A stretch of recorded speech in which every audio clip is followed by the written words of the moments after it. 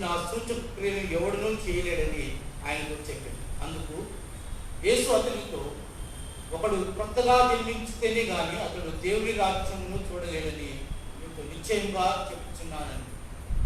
అందుకు నికోదేము, ముసలివాడైన ఆయన మనుషుడు ఎలాగో జన్మించగలడు?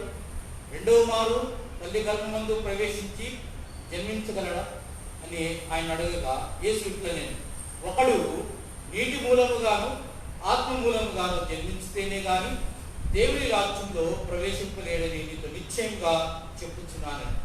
శరీర మూలంగా జన్మించినది శరీర మూలముగానే మూలంగా జన్మించి ఆత్మ అయినది.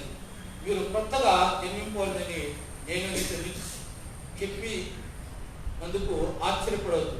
గాలి తనకిష్టమైన చోటున విసురును, నీవు దాని శబ్దము విందువే గాని అది ఎక్కడి నుండి వచ్చునో ఎక్కడికి పోవునో నీకు తెలియదు. ఆత్మ మూలంగా జన్మించిన ప్రతివాడు అలాగే ఉన్నాడు. దేవుడు మన వెలుగులో వాక్యమును దీవించుగాక.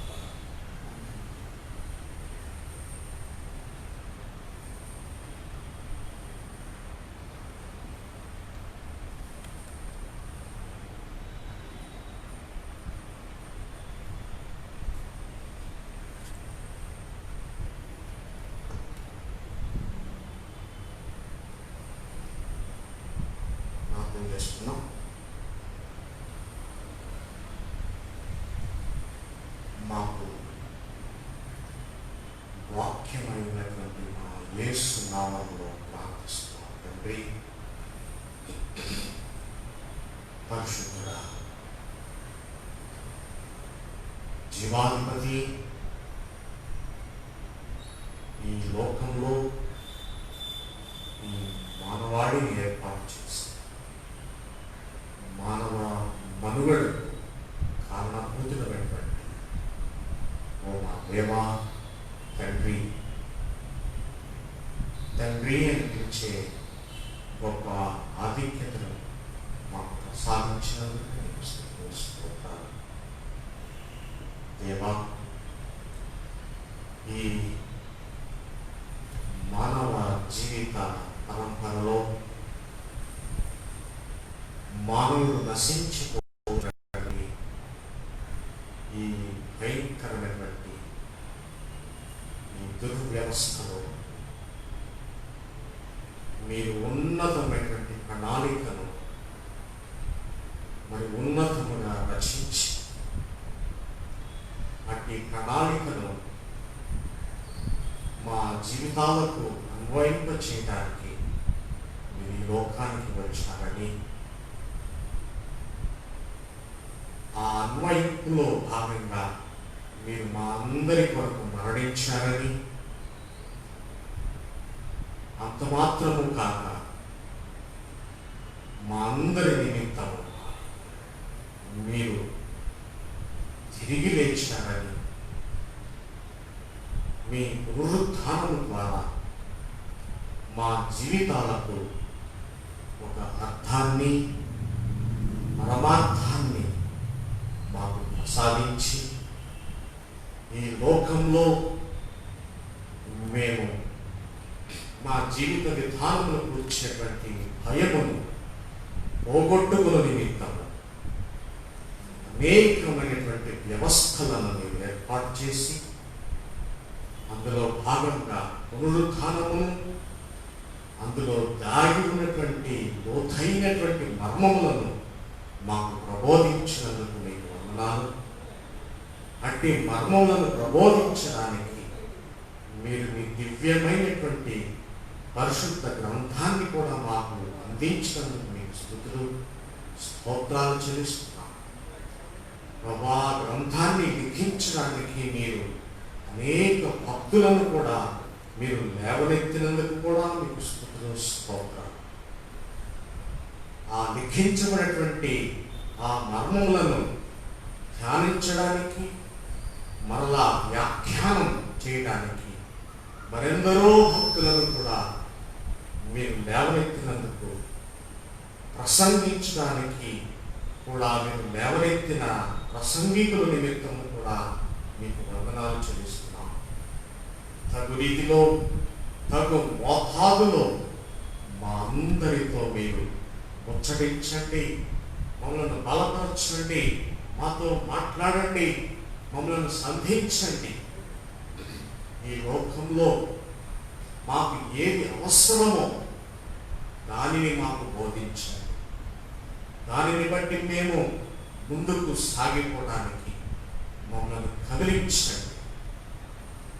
మీ దీనదాసులైనటువంటి నన్ను మరుగుపరచి మీరు మాట్లాడి మమ్మల్ని మీ మాటల ద్వారా జీవింపచేయమని, నా నోటి మాటలు మా అందరి హృదయ కాంతులు మీ దృష్టికి అంగీకారంగా చేయమని మా ప్రభు విరక్షకుడైన యేసు పరిశుద్ధ నామంలో ప్రార్థిస్తున్నాము తండ్రి. ఆమేన్. దయచేసి కూర్చోండి. ప్రభు నందు ప్రియ దేవుని బిడ్డలారా, యేసు క్రీస్తు శ్రేష్టమైన నామంలో మీకు అందరికీ శుభములు, వందనాలు తెలియజేస్తున్నాను. మనకు ఈ దినము మరి యొక్క శ్రేష్టమైనటువంటి అంశము మనకు ఇవ్వబడింది. A verbal theme has been allotted. A practical and a verbal theme has been allotted for this Sunday worship service. ఈ అంశము ఇంగ్లీష్లో sacrament of baptism. Sacrament of baptism. తెలుగులో బాప్తిస్మమును సంస్కారము. బాప్తిస్మమును సంస్కారం. ఇది ఇంగ్లీష్లో ఒక డాక్ట్రిన్గా లేక సిద్ధాంతంగా మనం చెప్పుకుంటాం. ఆ మాటకు వస్తే ఈ దినం ఒక డాక్ట్రినల్ సెర్మన్ మనం వినవచ్చు. మరి వాస్తవానికి ఒక డాక్ట్రినల్ సెర్మన్ మనం వినాలంటే మనం ఒక క్లాస్ రూమ్ లెక్చర్ మనం వెళ్ళాలి. మరి ఒక చర్చ్ సెటప్లో ఇది ecclesial setup and in ecclesial context we are limited with time and space to deal baptism in a doctrinal perspective, from a doctrinal cone. మరి ఈ దినం మనము ఇవ్వబడినటువంటి 3 పాఠ్య భాగాలు అనుసరిస్తూ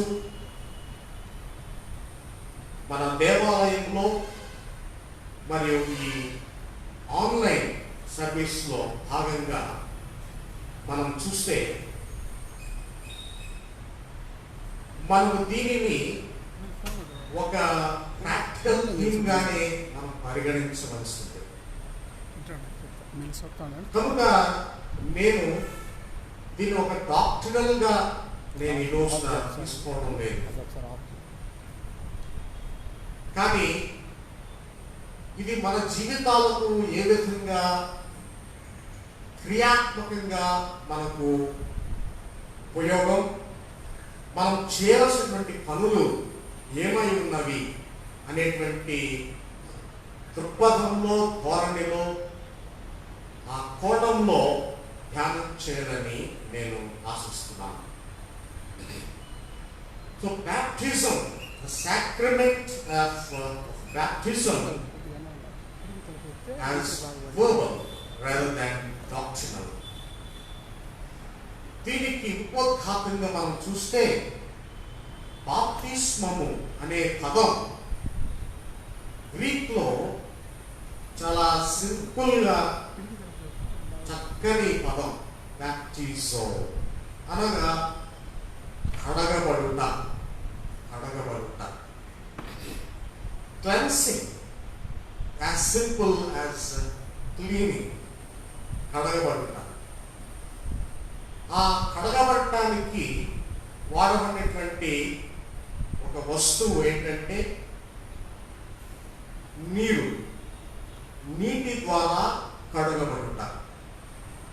మనకు పాత నిబంధనలో అనేకమైనటువంటి రిచువల్స్ మనకున్నాయి. లేవియ కాండం తదితర భాగాల్లో నీటిలో కడుగబడుట, నీటితో కడుగబడుట అనేది మనం చూస్తాం. ఈ రెండు కూడా పర్యాయ పదాలు. మరి దీని లోపలికి వెళ్ళిపోతే మరలా మనం డాక్ట్రినల్గా వెళ్ళిపోతాం. కానీ ఒకసారి మనము ఈ బాప్తిస్మము అనే మాట యొక్క ఉపోద్ఘాతంలో బాప్తిస్మము అనగా కడుగబడుట, బాప్తిస్మము సంఘములో ఒక గుర్తింపు కొరకు ఇది ఒక మెట్టుగా మనం పరిగణించాలి. So sacramentally and eventually it is a stepping stone to be identified in a church. It's a stepping stone to be identified within the body of Christ, and again which is none other than the church. కాబట్టి మొదటిగా బాప్తిస్మం అనగా ఇది ఒక గుర్తింపు. రెండవదిగా బాప్తిస్మము శుద్ధీకరణ. కడుగుకుంట.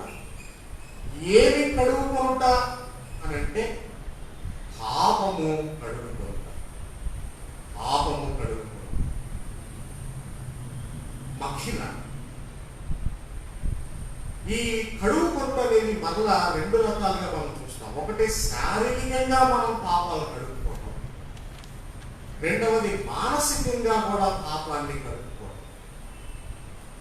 శారీరకంగా ఎలా కడుక్కుంటామండి అంటే స్నానం చేయడం ద్వారా, చేతులు కడుక్కోవడం ద్వారా.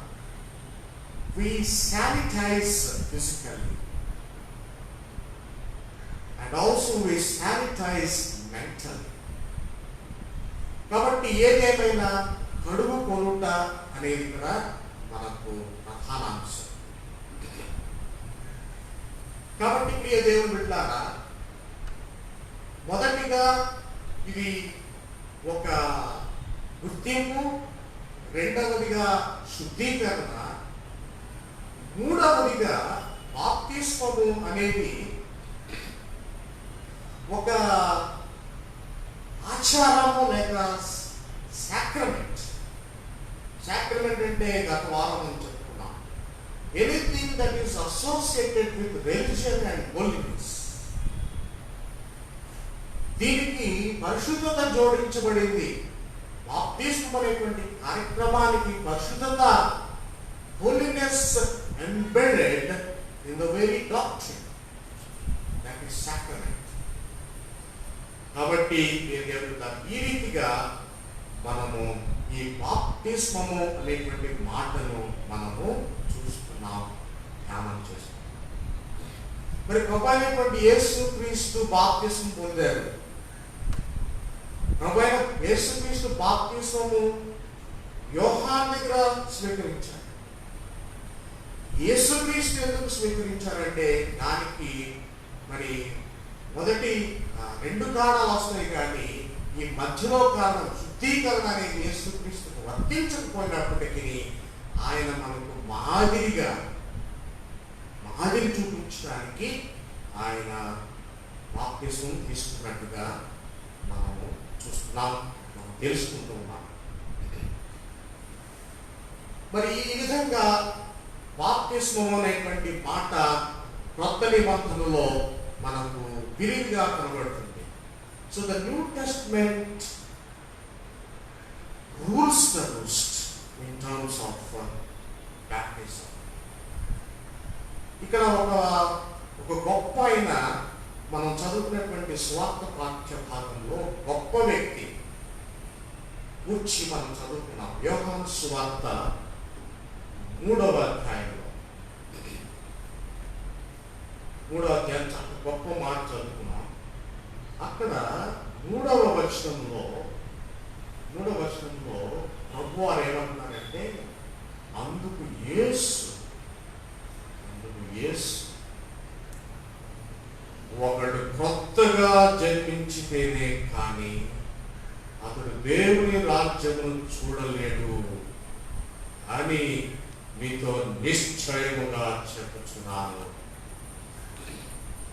కొత్తగా జన్మించాలి. కాబట్టి నేను నా మొదటి పాయింట్గా కొత్తతనం అనేది పెట్టుకున్నాను. ఇంగ్లీష్లో న్యూనెస్. అంటే బాప్తిస్మం అంటే కొత్తదనం. మరి యూదుల అధికారి నికోదేము, అతడు పరిసయ్యులకు కొత్తదాని గురించి చెప్పక్కర్లేదు, పరిసయ్యులకు ఆచారం గురించి చెప్పక్కర్లేదు, పరిసయ్యులకు మతం గురించి చెప్పనవసరం లేదు, పరిసయ్యులకు ప్రార్థన గురించి చెప్పనవసరం లేదు, పరిసయ్యులకు ధర్మశాస్త్రం గురించి చెప్పనవసరం లేదు, పరిసయ్యులకు దేవుని గురించి కూడా చెప్పనవసరం లేదు. కానీ ప్రభువారు నికోదేముతో సెలవిచ్చేది ఏంటంటే కొత్తదనం. The encounter of Jesus to Nicodemus is newness.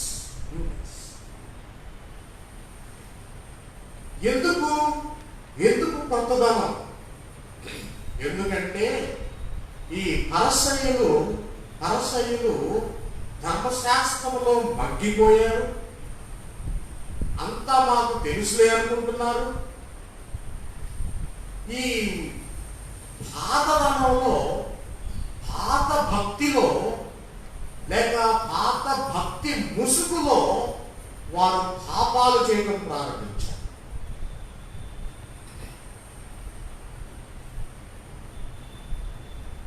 They are sinful within the legalism, sinful within their own religious spheres. We rather say they were in religious bondage. They were exiled religiously. మతపరంగా వారు చెరలో ఉన్నారు.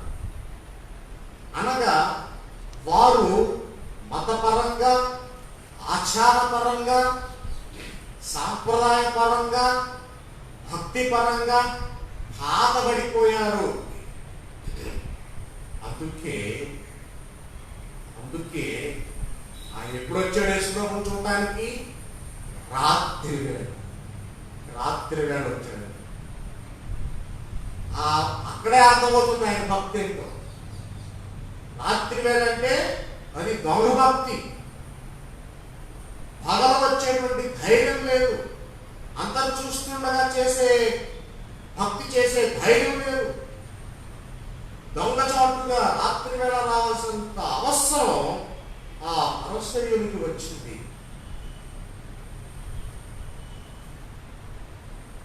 ఆ రాత్రి వేళ వచ్చినప్పుడు ఆయన ఏమంటున్నాడు? మేము దేవుని యొద్ద నుండి వచ్చిన బోధకులను మేము ఎరుగుదాము. దేవుడు అతనికి తోడైంటేనే కానీ నీవు చేసిన సూచక్రియలను ఎవడనో చేయడని ఆయనతో చెప్పాను. యేసుక్రీస్తును కొనియాడుతూ ఉంటే ఆ యేసుక్రీస్తు ప్రభువారు ఒకడు కొత్తగా జన్మించాలి అని అన్నారు. దీని భావం ఏంటంటే నీవు మరలా జన్మించాలి. That's it. మరలా జన్మించాలనగానే ఈ పాత వ్యక్తికి, పరసయుడికి పాత భక్తిలో, పాత ముసుగులో, పాత సాంప్రదాయంలో, ఈ ట్రెడిషనలిజంలో, కన్సర్వేటిజంలో ఉన్నటువంటి ఈ వ్యక్తికి కొత్తదనం తెలియడం లేదు. He's absolutely new to the newness. మనలో కూడా చాలా మందికి కొత్తదనం అంటే వింతగా ఉంటుంది. ఎప్పుడూ ఈ పాతదనంలోనే బ్రతకాలని కోరుకుంటూ ఉంటాం. కొత్తదనం చెప్తే వింతగా ఉంటుంది. కొత్తదనం చెప్పిన వారిని వింత జీవిగా చూస్తూ ఉంటాం. కొత్తగా జన్మించడం నీకు ఇప్పుడు అవసరమైనది. నికోదేము ఇప్పుడు నీకు అవసరం. ఎందుకంటే నీవు దేవుని రాజ్యం గురించి ఆలోచన చేస్తున్నావు. ఆ దేవుని రాజ్యం నీకు కావాలి కనుక నీవు కొత్తగా జన్మించాలి. లేకపోతే నీవు దేవుణ్ణి చూడలేవు. నేను నీతో ఖచ్చితంగా చెప్తున్నాను అన్నా. అప్పుడు నికోదేమంటాడు, కొత్తగా జన్మించడం అంటే నేను మరలా తల్లి గర్భంలోకి వెళ్ళాలా అని మరలా ఈ పాత సాంప్రదాయపు ఆలోచనతో, ఈ పాత కాలపు ఆలోచనతో, పాత ఆలోచనతో మాట్లాడుతున్నాడు. అప్పుడు ప్రభువారు ఏమన్నాడు? నో. యేసు ఒకడు నీటి మూలముగా, ఆత్మ మూలముగా జన్మించాడు. కాబట్టి మొదటిగా మనం చెప్పుకున్నది ఏంటంటే కొత్తగా జన్మించాలి. దీని భావం ఏంటంటే పాతతనాన్ని పోగొట్టుకోవాలి, పాతతనాన్ని పోగొట్టుకోవాలి. When you ought to achieve newness, you ought to come out of your oldness. కొత్తదనం సంపాదించాలంటే పాతతనాన్ని త్యజించాలి. అంటే ఇక్కడ ఉదాహరణకి మనము కొత్త టీవీ కొనుక్కునేటప్పుడు పాత టీవీని పారేస్తాం. కానీ ఇక్కడ ఆ ఉదాహరణ పనికిరాదు. పాత టీవీని కొత్తగా చేసుకోవడం. టీవీ పాతదే కానీ కొత్తగా చేసుకోవడం. దీని భావం ఏంటంటే నీవు అదే మనిషిగా ఉంటావు కానీ నీవు కొత్తగా మారుతావు. ఇది యొక్క భావం. అప్పుడేం జరుగుతుందంటే నీలో ఉన్నటువంటి పాత మనిషి కొత్త మనిషిగా మారుతాడు. ఆ మనిషికి శాశ్వత రాజ్యము దొరుకుతుంది. That is what is newness is all about. కాబట్టి దేవుని బిడ్డలారా, కొత్తదనం మనం సంపాదించడానికి మనము శుద్ధీకరణ చేసుకోవాలి. మనము బాప్తిస్మము పొందుకోవాలి. ఇది దీని యొక్క భావం. రెండవది నీటి మూలముగా బాప్తిస్మం, వాటర్ బాప్టిజం. నీటి మూలముగా. మరి నీటి మూలముగా అంటే మనందరికీ తెలుసు, నీటిలో మునుగుట ద్వారా అని అంటూ. నీటిలో మునుగుట ద్వారా ఒకసారి దయచేసి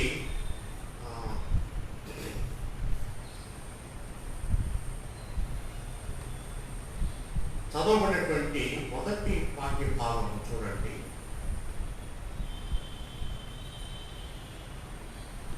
నిర్గమకాండం 14వ అధ్యాయం. నిర్గమకాండం 14వ అధ్యాయం 28వ వచనం. నీళ్లు తిరిగి వచ్చి ఆ రథములను, రౌతులను వారి వెనుక సముద్రంలోనికి వచ్చిన ఫరో యొక్క సర్వసేనను కప్పివేశారు. వారిలో ఒక్కడైనను మిగిలి ఉండలేదు.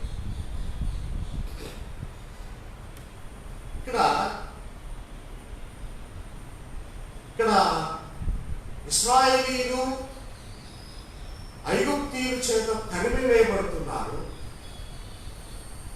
ఇశ్రాయేలీయులు దేవుని యొక్క నడిపింపులో ముందుకు వెళ్ళిపోతున్నారు. దేవుడు వారిని నడిపిస్తున్నారు.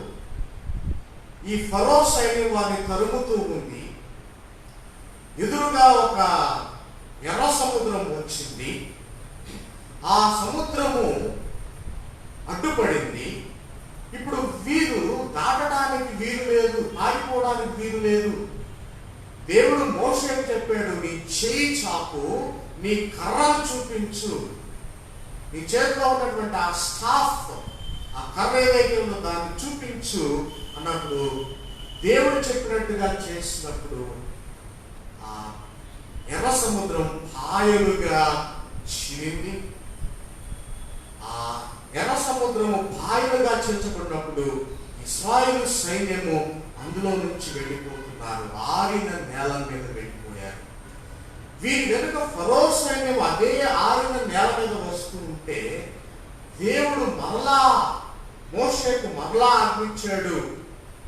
తన యొక్క దూతను ఆ ఇశ్రాయేలు సైన్యం వెనక్కి పంపించి మరలా ఆ ఫరో సైన్యము ఆ యొక్క ఎర్ర సముద్రంలో మునుగునట్లుగా ఆ ఎర్ర సముద్రపు నీటిని కలిపినట్టుగా అక్కడ మనం చదువుతున్నాం. దీని భావం ఏంటంటే నీరు మనలను మింగివేస్తుంది. ఇక్కడ ఎందుకు నీటి బాప్తిస్మం తెలుసా? వై వాటర్ బాప్తిజం? ఎందుకంటే మన పితరులు నీటిలో నుంచి రక్షించబడ్డారు. మన పితరులను తరిగిన వారు నీటిలో మరణించారు. నీవు నేను నీటిలో మరణించకుండా ఆ నీటిని జయించి, శత్రువులు జయించి నీటిలో నుంచి విముక్తి పొందాము. మన శత్రువులు నీటిలో మునిగిపోయారు. అందుకే నీటి బాప్తిజం. నీటి బాప్తిజం.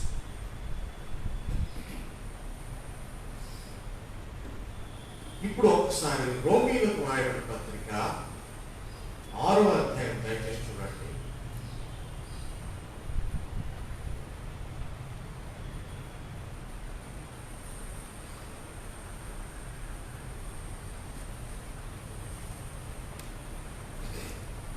రోమీయులకు రాయబడిన పత్రిక 6వ అధ్యాయం 3వ వచనం. క్రీస్తు యేసులోనికి బాప్తిస్మం పొందిన మనమందరము ఆయన మరణములోనికి బాప్తిస్మం పొందికి మరి మీరు ఎరుగరా? కాబట్టి మన బాప్తిస్మానికి పౌలు భక్తులు ఇచ్చే నిర్వచనం మరణం. కానీ భయపడకండి, అది ఇంట్రొడక్షన్ మాత్రమే. ఆయన ముగింపులో చాలా అద్భుతమైనటువంటి కాన్సెప్ట్ విడుదల చేసి ఆయన చక్కగా ఈ అధ్యాయానికి ముగింపు పలుకుతాడు. లేక ఈ భాగాన్ని బాప్తిస్మం పొందిన మనమందరము ఆయన మరణములోనికి బాప్తిస్మము పొందితిమని మీరు ఎరుగురా. మరణం అనగా మనం భయపడతాం. ఇది మరణములోనికి బాప్తిస్మం అంటే. తర్వాత కాబట్టి తండ్రి మహిమ వలన క్రీస్తు మృతులలో నుండి ఎలాగూ లేపబడినో అలాగే మనమును నూతన జీవము పొందిన వారమై నడుచుకున్నట్లు మనము బాప్తిస్మము వలన మరణములో పాలు పొందుటకై ఆయనతో కూడా పాతి పెట్టబడితే. ఇక్కడ కూడా అదే అర్థంలో మనం ఇంకా మరణంతోనే సమానం. మనము పాతి పెట్టబడితిమి.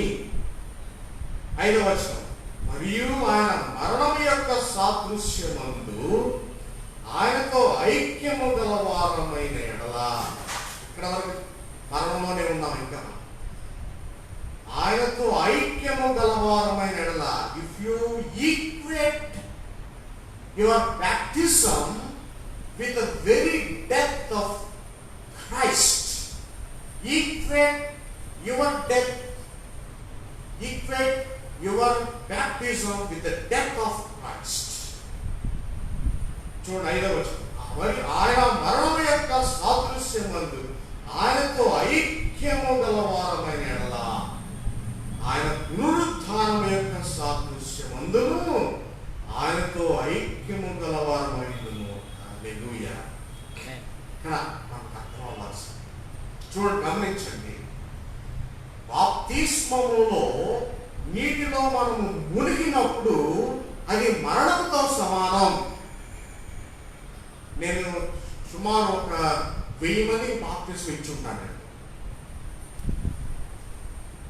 ముంచినప్పుడు ముంచిన వారిని అలాగే ఉంచం కదా, ఉంచమండి. ఉంచితే ఏమవుతుందో మనకు తెలుసు. ఉంచితే ఏమవుతుందండి? చనిపోతారు. వాస్తవం కూడా అదే, దాని అర్థం కూడా అదే.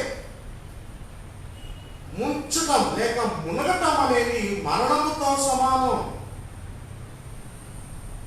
కానీ ఎప్పుడైతే మునిగిన తరువాత ఆ వ్యక్తి పైకి లేస్తున్నాడో లేపబడుతున్నాడో అది పునరుత్థానంతో సమానం.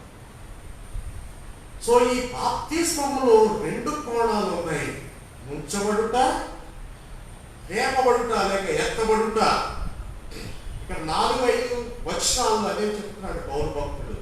రోమా 6వ అధ్యాయం 4-5 వచనాలు. నీవు మరణము అనుభవం పొందుతున్నావు మునుగుట ద్వారా, మరియు లేపబడుట ద్వారా పునరుద్ధానం కూర్చున్నటువంటి అనుభవాన్ని కూడా పొందుకుంటున్నావు. తర్వాత ఏమంటాడంటే ఆత్మీయ అర్థంలో 6వ వచనంలో ప్రాచీన స్వభావము, దాన్ని మనం మాట్లాడుకున్నాం కదా, ప్రాచీన స్వభావమును సిలువ వేయుచున్నావు. ఎంత చక్కని మాట. ఈ మునుగుట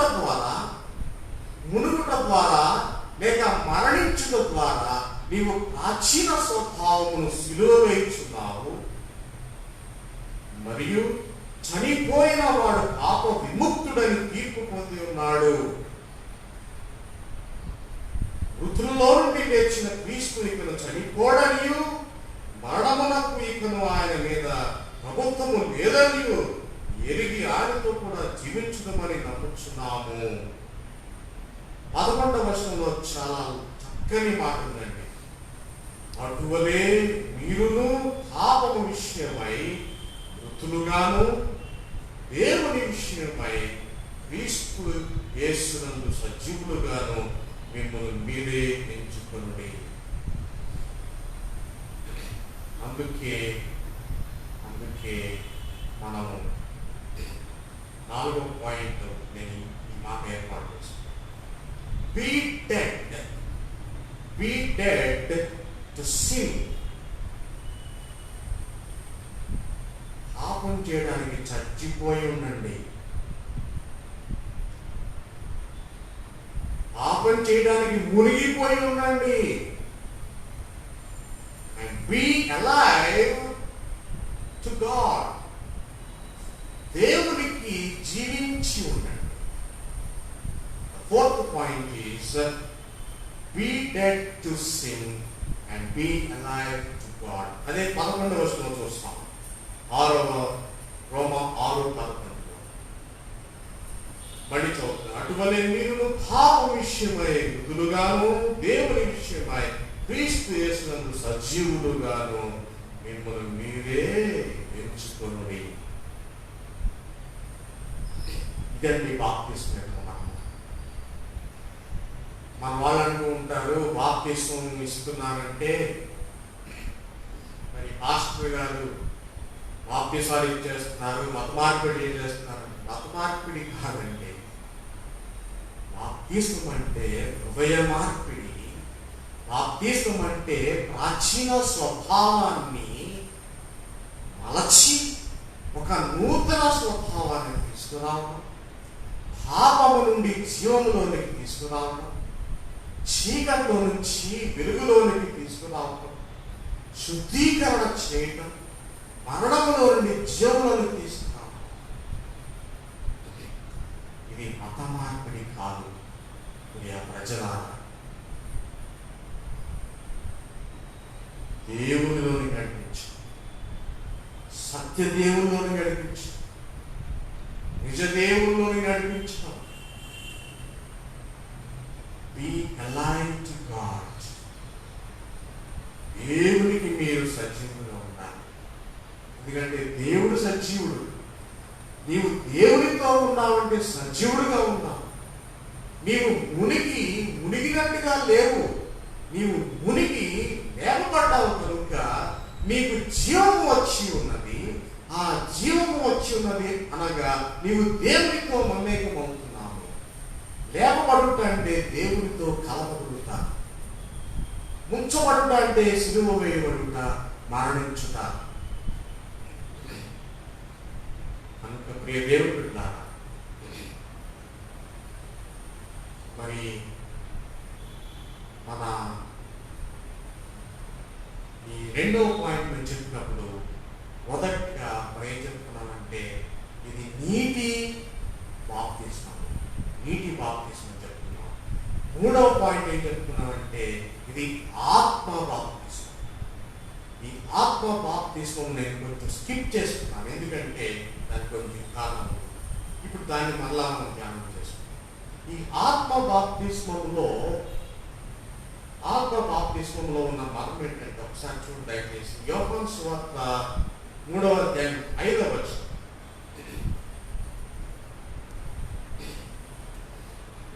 యేసు ఇట్లా, నేను ఒకడు నీటి మూలముగాను ఆత్మ మూలముగాను జన్మించితేనే గాని దేవుని రాజ్యంలో ప్రవేశింపలేడని మీతో నిశ్చయంగా చెప్తున్నాను. శరీర మూలముగా జన్మించినది శరీరమును, ఆత్మ మూలముగా జన్మించినది ఆత్మయు అయ్యున్నది.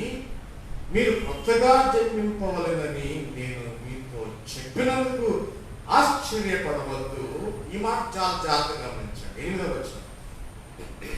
గాలి తనకిష్టమైన చోటను విసరును, నీవు దాని శబ్దము విందువే గాని అది ఎక్కడి నుండి వచ్చునో ఎక్కడికి పోవునో నీకు తెలియదు. ఆత్మమూలముగా జన్మించిన ప్రతి వాడును అలాగే ఉన్నాడు అనేది. హల్లెలూయా. అర్థమవుతుంది, చాలా చక్కని మాట. గాలి తనకు ఇష్టమైన చోటను విసురును, అది ఎక్కడి నుండి వచ్చునో ఎక్కడికి పోవునో నీకు తెలియదు. ఈ మాట బాప్తిస్మానికి ఏ విధంగా జోడించబడిందండి? గాలి ఎక్కడి నుండి వస్తుంది, ఎక్కడికి వెళుతుంది, ఎక్కడి నుంచి వస్తే ఏంటి, ఎక్కడికి వెళితే ఏంటి, ఎందుకు ఇది బాప్తిస్మానికి జోడించబడింది? నికోదేముతో ఎందుకు ప్రభువారు ఈ రీతిగా మాట్లాడుతున్నారు? బాప్తిస్మాన్ని గాలితో ఎందుకు పోలుస్తున్నాడు?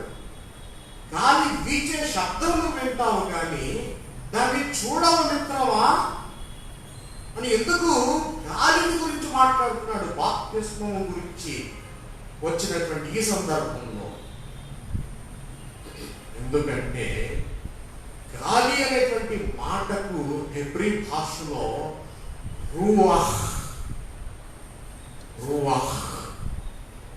రూహ్ అంటే దేవుని యొక్క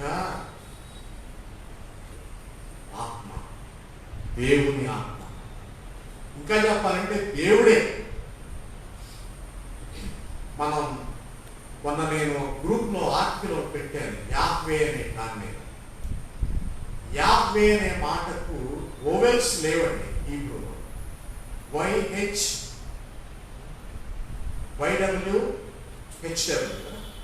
యాహ్వే అది ఎక్స్ట్రెచ్ పలికితే ఎలా ఉంటుంది?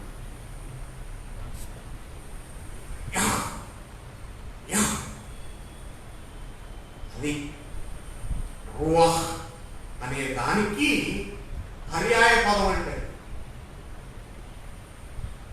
గాలి.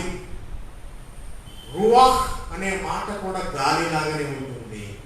ఈ యాహ్వే అనే మాట కూడా ఓవెల్స్ లేకుండా పలికితే గాలి లాగానే ఉంటుంది. అందుకే ఆ గాలి శబ్దము ఎవరికైనా భయంకరంగానే ఉంటుంది. ఆ శబ్దమైతే మనం వినగలమేమో కానీ దాన్ని మనం చూడలేము. దీని యొక్క మర్మం ఏమైందంటే పైన 6వ వచనం రాశాడు, శరీర మూలముగా జన్మించినది శరీరమును, ఆత్మ మూలముగా జన్మించినది ఆత్మయునయునది. అంటే దీని భావం ఏంటంటే, శరీర మూలముగా జన్మించిన వాడు, గమనించాలి, శరీరం మూలముగా జన్మించిన వాడు ఆ గాలిని లేక దైవ శబ్దాన్ని వింటాడు. ఎందుకంటే the very listening or hearing is physical. కానీ ఆ గాలి శబ్దాన్ని చూడలేము, అది మానసికం. The inability to witness to the visibility of the ruach is the spirituality. కనుక ఆత్మ సంబంధమైన విధానం ఏంటంటే ఆ గాలిని లేక దైవాన్ని మనం చూడలేకపోవటం. శరీర సంబంధమైనది ఏంటంటే ఆ గాలి శబ్దాన్ని మనము వినటం.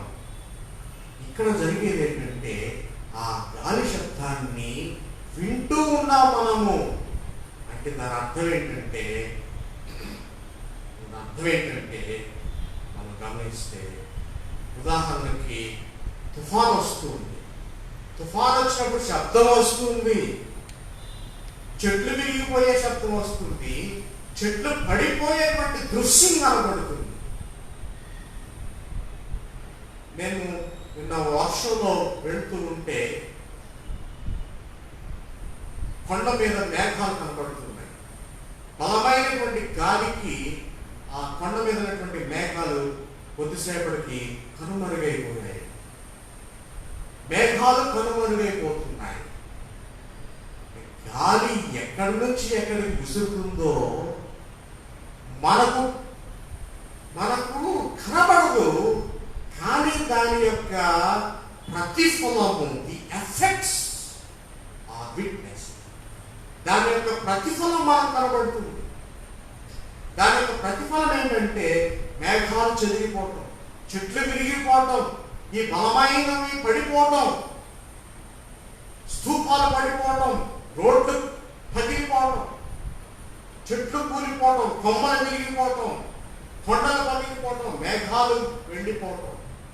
ఇదంతా కూడా మనకు గాలి ద్వారానే జరుగుతుంది. గాలి ద్వారానే ఇంత కార్యం జరుగుతుంటే, దేవుని ఆత్మ అనేటువంటి గాలి వచ్చినప్పుడు మన లోపల ఎంత ఆత్మీయ కార్యాలు జరుగుతాయి. దేవుని బిడ్డలారా, if that ruach, that Yahweh is pronounced unto you, your sinful nature will be turned to holy nature. If that is blown onto you, your thoughtlessness will be your thoughtfulness. If that holy breeze is blown onto you, your licentiousness will become your pure nature. If that holy word, that holy wind is blown over you, your viciousness will become your morale. That holy wind is over you, your abstinent behavior becomes your meek behavior.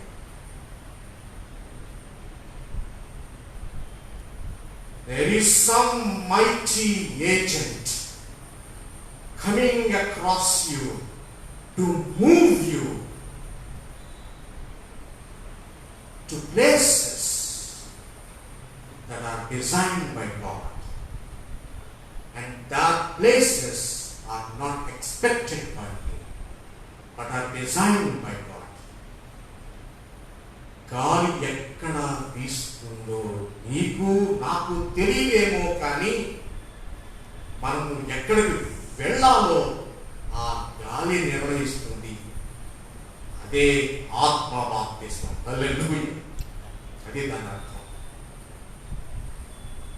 నికోదేముతో ఎంత లోతుగా మాట్లాడాడో ప్రభువా. దేవుడు పెట్టాను. అందుకే ఈ point చివరిలో పెట్టుకున్నాను. కనుక దేవుడు కాదా, ఇది బాప్తిస్మ ఇచ్చే యోహాను కూడా యేసుక్రీస్తు గురించిన సాక్ష్యం ఏంటి? నేను నీటితో బాప్తిస్మ ఇస్తాను, కానీ నా వెనుక వచ్చేవాడు నీటితోనూ అగ్నితోనూ. అంటే గాలి అగ్ని పర్యాయపడాలి. ఇప్పుడు అగ్నితో బాప్తిస్మ ఇస్తాను. కనుక ఇది మన వినికిడిలో ఈ బాప్తిస్మం కొత్తదనాన్ని తీసుకురావాలి. ఈ కొత్తదనము ప్రాచీన స్వభావాన్ని తుడిచిపెట్టి నూతన విశ్వాసాన్ని, దృఢ నిశ్చయతను మనం అనుగ్రహించాలి. పైనుండి జన్మించే విధంగా దేవుడు మనకు ఒక నూతన ఏకాగ్రత మనకి ఇవ్వాలి. నూతన ఉద్యమం ప్రసాదించాలి. నూతన షరతులతో కూడినటువంటి నూతన దీవెనలు మనకు వస్తాయి, ప్రసాదిస్తాయి. ఆ నూతన బాప్తిస్మము మనము స్వీకరిస్తాం. అదేవిధంగా నీటి ద్వారా అలనాడు మన పితరులు నీటిలో నుంచి రక్షించబడ్డారు. మన శత్రువులు నీటిలో మునిగి మరణించారు. మనకైతే దేవుడు ఈ నీటి ద్వారానే మనకు శాశ్వత రక్షణను ప్రసాదిస్తున్నాడు. ఈ నీటి ద్వారా మనకు శాశ్వత కృపను ప్రసాదిస్తున్నాడు. ఇది శుద్ధీకరణ మాత్రమే కాదు, ఇది శాశ్వత కృప, శాశ్వత రక్షణని దేవుడు మనకు ప్రబోధిస్తున్నాడు. తర్వాత ఆత్మ బాప్తిస్మము. ఈ గాలి ద్వారా, దేవుని యొక్క ఆత్మ ద్వారా మనము ఎక్కడికి కదులుతున్నామో మనకు తెలియనంతగా మనం వెళ్ళిపోతున్నాము. ఈ వెళ్ళటం the places that we move along are unknown places, and those unknown places are the blessed places. ఈ బాప్తిస్మం ద్వారా సాధ్యమని మనం తెలుసుకున్నాం. So be dead to sin and be alive to God. Be dead to sin. పాపం చేయడానికి చచ్చిపోండి, దేవునితో ఉండడానికి బ్రతకండి, లేక బ్రతకడానికి దేవునితో ఉండండి. దేవుని కూర్చినటువంటి విధానాల్లో జీవించండి. అది బాప్తిస్మం యొక్క మార్గమే. కనుక ఇది మన జీవితాలలో ఒక సంస్కారంగా మనకు వస్తూ ఉన్నది. కనుక ఈ సంస్కారాన్ని మనం ఆచరిస్తూ, ఈ సంస్కారాన్ని మనం స్వీకరిస్తూ, ఈ సంస్కారాన్ని మనము కొనియాడుతూ, సంస్కారాన్ని మనం బలపరుస్తూ, ఈ సంస్కారంలో ఉన్నటువంటి బలాన్ని మనం పొందుకుంటూ, ఈ వాక్యంలో ఉన్నటువంటి మర్మాలను మనం ఆస్వాదిస్తూ, దేవుని యొక్క ఆత్మలో, దేవుని యొక్క కార్యాల్లో, దేవుని యొక్క క్రియల్లో మనము ఉన్నటువంటి శక్తి, సామర్థ్యాన్ని, దీవెనలు మనం పొందుకోవడానికి ఇష్టపడాలని, ఆమోదం తెలపాలని, మన యొక్క స్థితిగతులను మెరుగుపరచుకోవడానికి ఈ సంస్కారాన్ని స్వీకరించాలని, మరి యొక్క ఆధ్యాత్మిక మెట్టు అధిరోహించడానికి బాప్తిస్మము స్వీకరించాలని, ఇంకెవరైనా మన సంఘాల్లో బాప్తిస్మము పొందని వారు ఎవరైనా ఉన్నట్లయితే వారు కూడా ఇటు బాప్తిస్మము కొరకు సిద్ధపడాలని ప్రభువు యొక్క మనం చేస్తున్నాం. ఇది దేవుని యొక్క సంఘములో ఉండడానికి ఒక అర్హత, దేవుని సంఘములో ఉండడానికి ఒక గుర్తింపు, దేవుని సంఘములో కడగబడి ఉండడానికి ఒక స్థితి అని మనం గుర్తిద్దాం. ఇది ఒక సంస్కారం, ఇది దైవిక సంస్కారం అని మనం గుర్తెరిగి ముందుకు సాగిపోదాం. దేవుడు ఈ సంస్కారాన్ని మన సంఘాల్లో ఫలింపచేసి మనమందరం కూడా ఈ సంస్కారాల్లో ఫలించి దేవుని యొక్క ఆత్మలో దీవించి మరి ముందుకు ఈ ఫలభరితమైనటువంటి విశ్వాస యాత్రలో దీవించబడుదుము గాక. ఆమేన్. ప్రార్థన చేసుకుందాం. ప్రభువా, పరిశుద్ధుడా, మమ్మలను ఈ రీతిగా మీ వాక్యం చేత సంధించినందుకు స్తోత్రాలు. మీరు ఏ రీతిగా మమ్మలను దర్శిస్తున్నారో, దీవిస్తున్నారో మాకు తెలియనప్పటికీ మేము మీ వాక్యం ద్వారా తెలుసుకునేటువంటి ప్రయత్నంలో మాకు తెలియజేస్తున్నారు. ఒకవేళ మేము తెలుసుకోలేనటువంటి స్థితిలో ఉన్నప్పటికీ మీ దీవెనలు మాకు ఉన్నాయనేటువంటి అభయంతో నడిపిస్తున్నారు. అంటే దీవెన ఈ బాప్తిస్మం అనే సంస్కారంలో ఉన్నాయని మేము విశ్వసించినట్టుగా మాతో మాట్లాడినందుకు మీకు స్తోత్రాలు. తగు రీతిలో మాతో మాట్లాడి ఇంకనూ మమ్మల్ని బలపరచు. May speak to us in those lines and to that end. ప్రభు అప్పుడు వచ్చిన బిడ్డలను, ఈ ఆరాధన దీక్షిస్తున్న బిడ్డలందరినీ కూడా అటు వీటిలో దీవించి ఫలించేయమని, బాప్తిస్మము కొరకు సిద్ధపడే విధంగా బిడ్డలను తీర్చిదిద్ది, బాప్తిస్మములో ఉన్నటువంటి బిడ్డలను మీరు సంధించి మరింత నూతన ఆత్మతో నింపి ఫలింపు చేయమని మీ వాక్యం ద్వారా మమ్మల్ని ఇంకనూ బలపరచమని, మీ యొక్క ఆత్మ ద్వారా ఫలింపు చేయమని యేసు పరిశుద్ధ నామములో ప్రార్థిస్తున్నాం తండ్రి. ఆమేన్. ఆమేన్.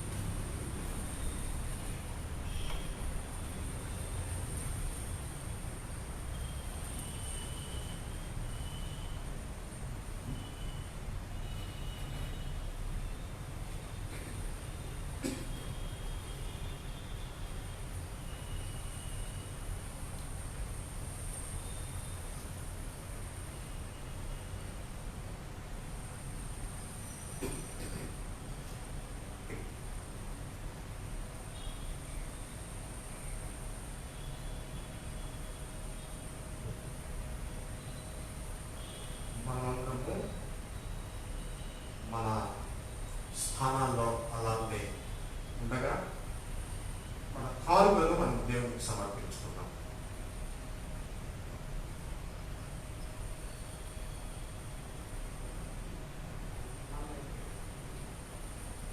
ప్రేరేపణ కలిగిన వారు దయచేసి ఆన్లైన్లో కూడా వేయవచ్చు అని మూలంగా తెలియజేస్తున్నారు.